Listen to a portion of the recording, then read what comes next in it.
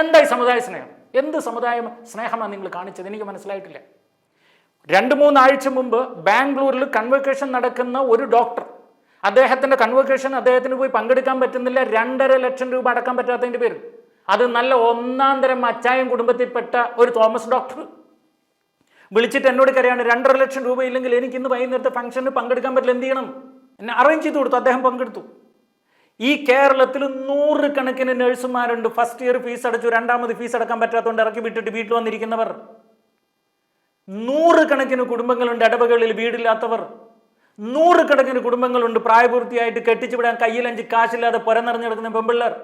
100 കണക്കിന് രോഗികളുണ്ട്. നല്ല അച്ചായം കുടുംബത്തിൽ കിഡ്നി മാറ്റിവെക്കാനോ ലിവർ ട്രാൻസ്പ്ലാന്റ് ചെയ്യാനോ അല്ലെങ്കിൽ ഒരു നേരത്തെ ഡയാലിസിസ് ട്യൂബ് മേടിക്കാൻ പറ്റാത്ത കുടുംബങ്ങളെ ഞാൻ കാണിച്ചുതരാം.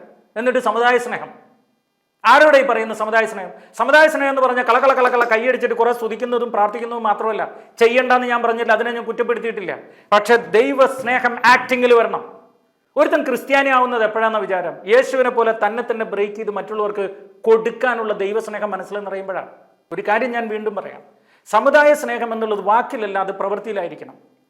ഒരു വർഷം, ഒരു മാസം ചില ആത്മീയ ചാനലുകൾ, 5-10 ചാനലുകളുണ്ട് പലർക്കായിട്ട് കേരളത്തിൽ. ഒരു ചാനൽ നടന്നു പോകാൻ 75 ലക്ഷം മുതൽ 1 കോടി രൂപ വരെ ചെലവുണ്ടെന്നൊക്കെ പറയണേ. എവിടെയാണ് ഇതൊക്കെ പോകുന്നത്? നിങ്ങൾ ചിന്തിച്ചിട്ടുണ്ടോ? കേരളത്തെ സ്വർഗമാക്കി മാറ്റാൻ ഇപ്പോൾ ഈ ഉപയോഗിക്കുന്ന ഫണ്ട് മാത്രം മതി.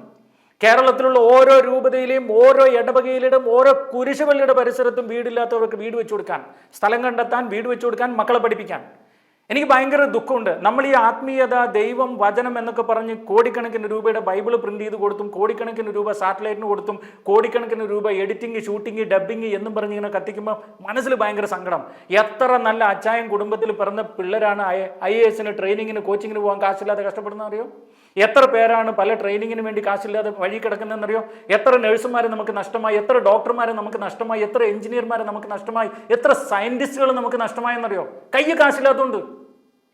കഴിഞ്ഞ ദിവസം കൂടി ഒരു കുഞ്ഞ് ഞങ്ങളുടെ ഓഫീസിൽ കയറി ഒന്ന് ഭയങ്കര കരച്ചിൽ. അവൻ MBBS പോകാനാണ് ഇഷ്ടം, പക്ഷെ 50 ലക്ഷം രൂപ വേണം. കരച്ചിൽ. അവസാനം നഴ്സിങ്ങിന് പോകാൻ 5 ലക്ഷം അറേഞ്ച് ചെയ്യുമെന്ന് ചോദിച്ചാൽ വന്നത്. ഭാഗ്യം, ഞങ്ങളെ കൊണ്ട് പറ്റുന്നത് ചെയ്തിട്ടുണ്ട്.